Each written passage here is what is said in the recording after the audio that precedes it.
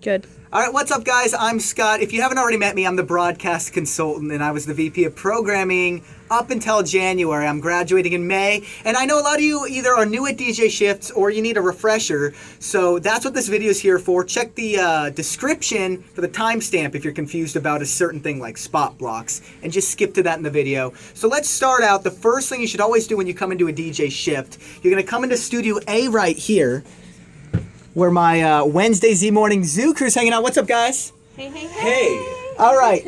One of the most important parts of your shift is signing on. So you put your name, the time that you start running the board. So let's say you get here 3 minutes before your shift. You want to put that, 57. We need to legally know when you start running the board and the time that you stop running the board, which is essentially the end of your shift.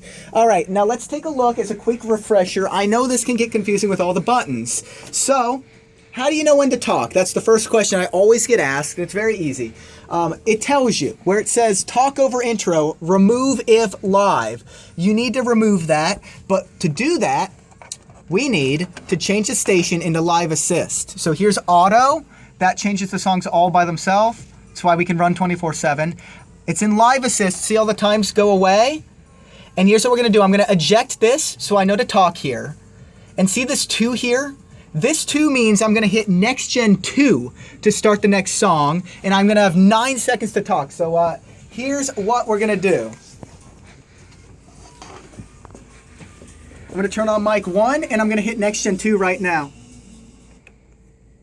Z Morning Zoo on your party station, Z89. If you don't already know it, we play the most music in the morning. I got 21 pilots for you in 3 minutes.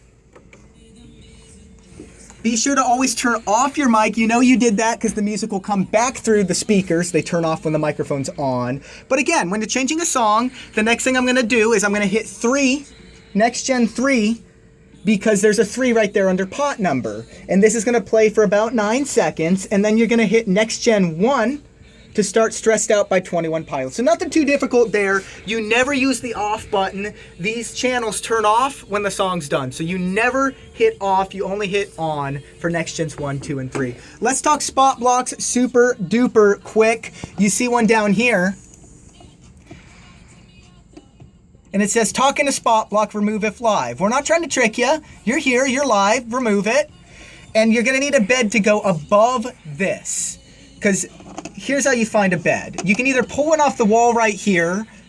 We got all sorts of good stuff. Some, Zed wrote that song for Lady Gaga, GUY. Or prod, that's for production. Beds, not Tempur-Pedic beds, instrumental beds. And you're gonna pop one in. Let's do this, Feel So Close.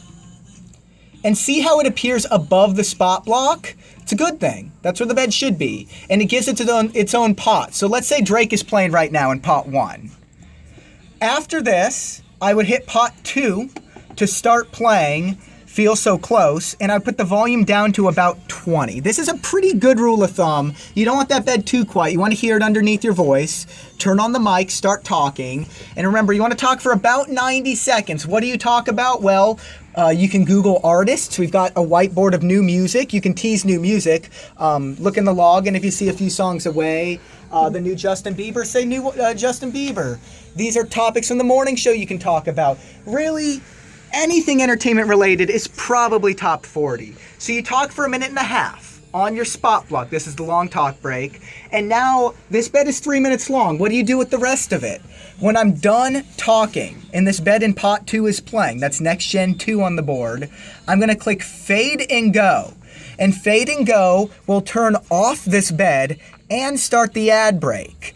And you don't have to hit anything for the ad break. It goes all by itself until you get to here at end spot block. The next button you would hit is 3. So all of this goes on its own once you hit fade and go. If that's confusing, just rewind it, watch the explanation one more time. I promise it makes sense when you try it. And last but certainly not least, when you're done with your DJ shift, first things first, I'm the realist, put next gen back into auto. Otherwise, the station won't keep playing. It'll go off the air. One overnight Jock did, and we were off the air for 6 hours. And not to scare any of you, but you could get in trouble for that. There's a lot of people that depend on Z for their music. So put it back in auto. No big deal. Make sure all of these levels are at 0. These are the master volumes for the entire station. If they're low, people in the car have to crank their volume way up, and we don't want that. So at level 0, all your mics are off. It doesn't matter what level they're at. I put them down as a courtesy, but your mic should be at 0 if you're going to talk with it. And cannot forget, the very last thing you want to do before you leave your shift, you want to, again, sign that ops log. I'm going to sign off, write the time you sign off, and you're all good. All right, well, I hope this clears up some confusion with your new shifts, or if you're already an experienced jock, I hope this helps. If you have any questions at all, just shoot me an email. That's smstabbe, that's smstab, @syr.edu. And have fun on your shifts.